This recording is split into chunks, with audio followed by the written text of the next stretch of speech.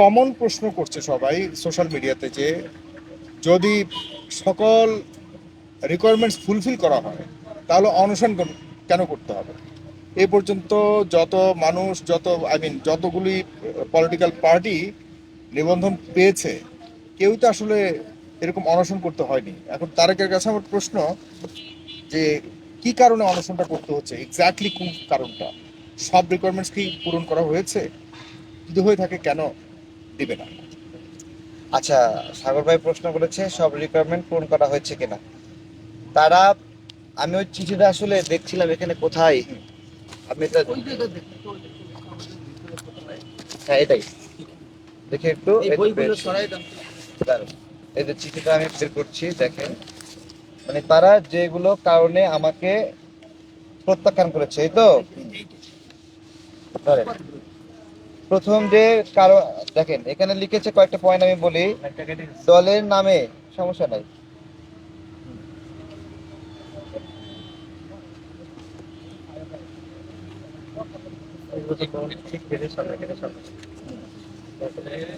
দেখেন এখানে লেখা আছে কি, দলের নামে রক্ষিত ব্যাংকের তথ্য দাখিল করা হয়নি।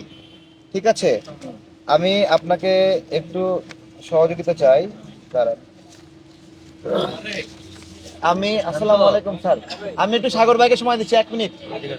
ওকে, তারা বলছে ব্যাংক অ্যাকাউন্ট নাই আবেদনের সঙ্গে, ডাচ বাংলা ব্যাংক লিমিটেড 1867 টাকা প্রাথমিক স্থিতি, এবং পেয়েছেন এটা। এরপরে বলেছে তহবিলের উৎসের বিবরণ আবেদনের সাথে যুক্ত করা হয়নি। দেখেন তহবিলের উৎসসমূহ, দেখেন সদস্য ফি, চাঁদা, দান, অনুদান, দলের অভ্যন্তরীণ প্রকাশনা, অনলাইন প্ল্যাটফর্মের রয়্যালিটি, এবং দলের গঠনতন্ত্রের, মানে হলো আরো বেশ কিছু ধারা আছে।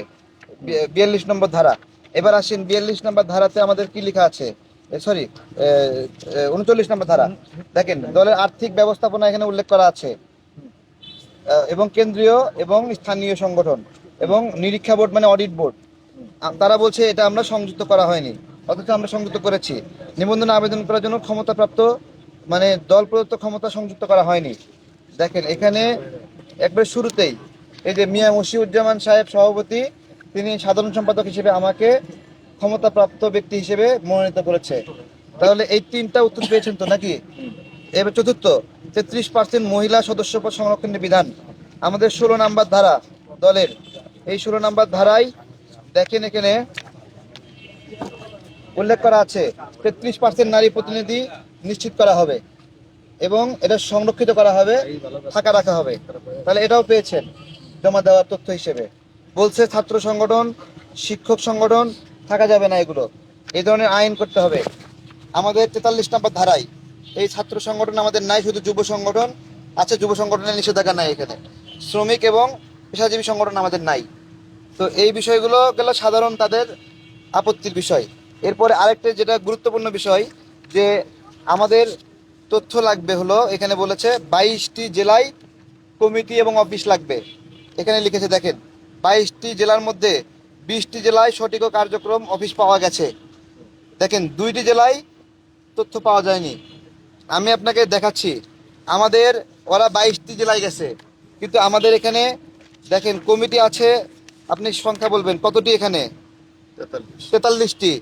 এবং দেখেন এখানে কিন্তু লেখা আছে যে অফিস নেওয়া হয় নাই, দেখছেন, নেওয়া হয় নাই। কিন্তু দেখেন এই 34 নম্বর গাজীপুর অফিস আছে, 34-এর উপরে সবগুলোরই অফিস আছে, 34-এর নিচ থেকে অফিস নেওয়া হয় নাই। তার মানে আমাদের 34টা অফিস আছে। ওরা বললো যে 22টাতে গিয়ে 2টাতে পায়নি, তাহলে ওদের দায়িত্ব ছিল না এই 34-এর মধ্যে আরো অন্য অফিসগুলোতে যাওয়া? কয়টা রিকোয়ারমেন্ট? 22টা রিকোয়ারমেন্ট। ওরা এই 34টা অফিসে ওরা না যাইয়াই আমাকে রিপোর্ট দিছে যে 22টার মধ্যে 20টা পাইছে আর 2টা পাইনি। এবং তারপরে বলছে 100টি উপজেলা তথ্য লাগবে, 33টি পেয়েছে। তারা প্রথমে আমাদের উপজেলা তদন্তের জন্য 100টার মধ্যে 36টিতে যায়, বাকি 100টিতে যায়ই না, না গিয়েই রিপোর্ট দেয় যে এগুলোর প্রতিবেদন নাই। এবং সেদিন রিপোর্ট দিছে কি জানেন, 3টা উপজেলায় কার্যক্রম আছে। আমরা যখন সমস্ত উপজেলা ভিজিটের ছবি দেখালাম, ভিডিও দেখালাম, তখন তারা বলল ঠিক আছে তাহলে আমরা ভুল করছি, কোনো একটা গরমিল হয়েছে, অন্য সংগঠনের হিসাব দিছে। তখন আবার তদন্ত দিল, তদন্ত দিয়ে প্রথমবার তদন্তে আমাদের 4.5 লাখ 5 লাখ টাকা ব্যয় হয়েছে। পরের বার তদন্তে তারা 82টা উপজেলা তদন্ত করলো, হঠাৎ করে রাত্রেবেলা চিঠি দিছে এই তদন্ত স্থগিত। এবং কি হবে, সচিবরা তদন্ত করবে নতুন করে, আবার 4.5 লাখ 5 লাখ টাকা ব্যয় হয়ে গেল একটা উপজেলা অফিস তদন্ত করতে। তারা কখন আসবে আমরা জানি না, কিন্তু সারাদিন ব্যাপী 20-25 জন সহযোদ্ধাকে রেডি রাখতে হয়। তাদের সকালের নাস্তা, দুপুরের খাবার, রাতের খাবার মিলিয়ে দেখেন আপনি 5,000 টাকা লাগে কিনা সামগ্রিকভাবে। তাহলে 100টা উপজেলায় 5 লাখ টাকা কিন্তু গড়ে লাগে। আমরা 4-4.5 লাখ টাকা দেই, আর বেশি লাগলে আমাদের নেতৃবৃন্দ দেয় সেখানে। তারা 82টা উপজেলা তদন্ত করে ক্যান্সেল করে দিল সবগুলা। সচিবরা তদন্ত করবে, ঠিক আছে, সচিবরা তদন্ত করবে। সচিবরা 66টা উপজেলায় গেছে, আর বাইকগুলোতে যায় নাই। এই 66 উপজেলায় আমরা ভিডিও করে রাখছি, তারা যে গেছে, কথোপকথন করছে, চা খাইছে, বিস্কিট খাইছে, কফি খাইছে, তারপরে হলো ফল খাইছে, সব ভিডিও করা আছে। এখন এই খাইয়ে দাইয়া তারা বলতেছে 33টা উপজেলায় পাওয়া গেছে। তারা যাই নাই 100টাতে, না যায় বলতেছে। এবং তারা যে উপজেলাগুলো ভিজিট করছে, আমাদের কাছে থেকে একটা অ্যাপ্রুভাল নিয়ে আসবে না যে আমরা এই যে পরস্পর মিট করলাম, এই ধরনের কোনো অ্যাপ্রুভাল সিস্টেম নাই। মানে ওরা ওদের গায়েবী সিস্টেমে ওরা যাবে, কোনো অ্যাপ্রুভাল নাই। না গিয়েই আমার কাছে প্রমাণ আছে, আমি একজন কমিশনারকে মেইল করছি, সে আমাকে বলছে তারেক সাহেব আমার তো শরীর খারাপ, আমি যাইতে পারবো না, আপনি মেইলে আমাকে তথ্যগুলো দেন। তার মানে সে অফিসে আসেনি, সে আমার কাছ থেকে মেইলে তথ্যগুলো নিছে। তাহলে দেখেন, এরা ভিজিট না করে মেইলে তথ্য নিচ্ছে। আমি এটাও প্রমাণ দেখাবো, কারণ কোনো কিছু ফাঁকি রাখবো না। এইরকম জালিয়াতি করে নির্বাচনের ঠিক আগে, সেই মার্চ মাস থেকে শুরু হচ্ছে কার্যক্রম, আসে বসে কোর্টে যান। 2022 সাল থেকে কোর্টে ঘুরছি আগের নিবন্ধনের আবেদনের জন্য। তার মানে এত এবং 24 সালে আইসা একটা আইনি মতামত দিছে যে আমাদের নিবন্ধন পাইতে কোনো বাধা নাই, আইনগত বাধা নাই। তারা বলছিল নুরুল হক নূর আপত্তি দিছে, এই এই কাছাকাছি নামে নিবন্ধন দেওয়া যাবে না। তারা বলল আপনি নামটা বদলায় নিয়ে আসেন, আমরা নিবন্ধন দিচ্ছি। এই সিইসি বলছে নামটা বদলায় নিয়েছেন, আমরা নিবন্ধন দিচ্ছি।